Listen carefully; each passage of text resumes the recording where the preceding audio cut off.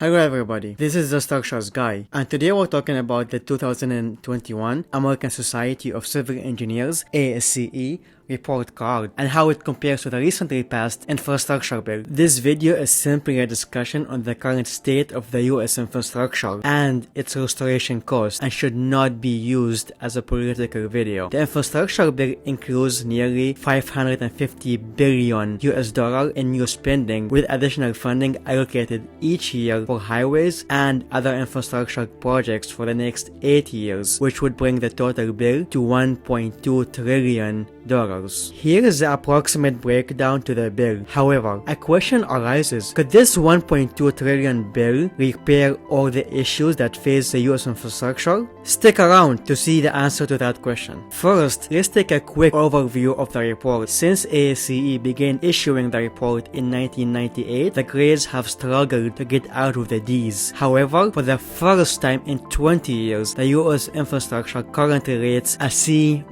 since lawmakers started to make smart infrastructure policies and increase investments in various infrastructure areas. The report evaluates these 18 categories individually, but this video will only focus on a few main categories. Here are the 3 main findings of the entire 109 pages report. First, maintenance backlog is still an issue, but asset management aids in allocating limited funding. Second, state and local governments have made some progress. And third, there are still infrastructure sectors where data is scarce or unreliable. The 2021 C- grade that was assigned by the ASCE committee was based on the following criteria: capacity, condition, funding, future need, operation and maintenance, public safety, resilience, and innovation. Currently, Utah has the best grade of C+, while Puerto Rico has the worst grade of D-.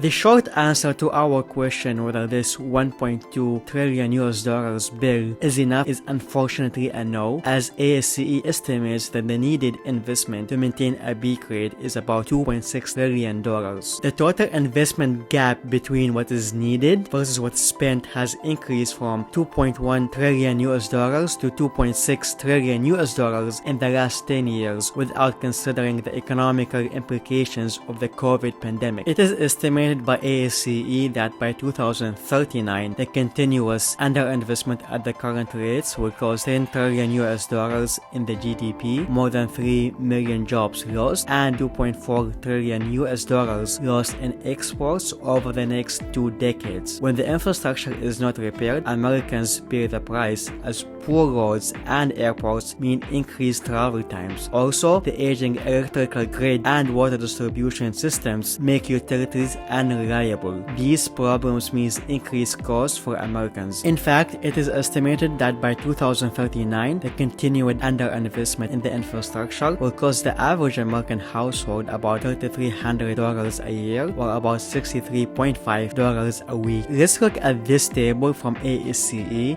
about the cumulative investment needs by each category from last year to 2029. In surface transportation, aka roads, bridges, and public transportation, the total funding gap is about $1.215 trillion, which is way less than the investment amount specified in the recent bill of only $226 billion, which is about 18.6% of the needed investment. Now, 42% of US bridges are at least 50 years old, with about 7.5% that are considered structurally deficient, meaning that they are in very poor conditions. Unfortunately, 178 million trips are taken across these bridges every day. For roads, over 40% of the system is now in poor or mediocre conditions. It is estimated that motorists are forced to pay over $1,000 every year in wasted time and fuel. Going back to the table, you can see that the funding gap for airports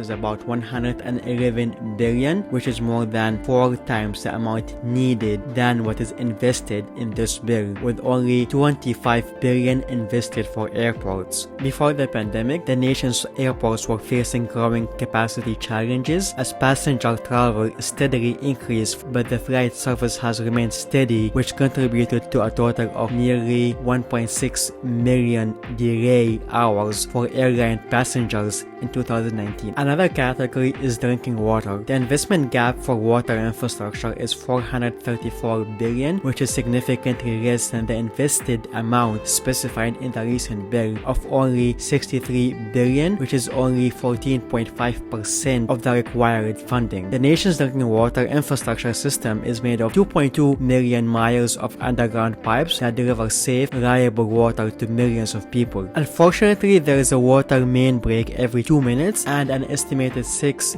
billion gallons of treated water is lost every day in the US. With this new bill, the updated total funding gap is about $1.6 trillion that is needed on top of the $1.2 trillion bill recently passed to bring the total grade to a B. There is a lot to unpack in this report, which I did not discuss in this video, but it is clear that more action is needed from lawmakers in the US and more investment is required to properly fix the infrastructure. I hope you enjoyed this video and learned something from it. See you next time.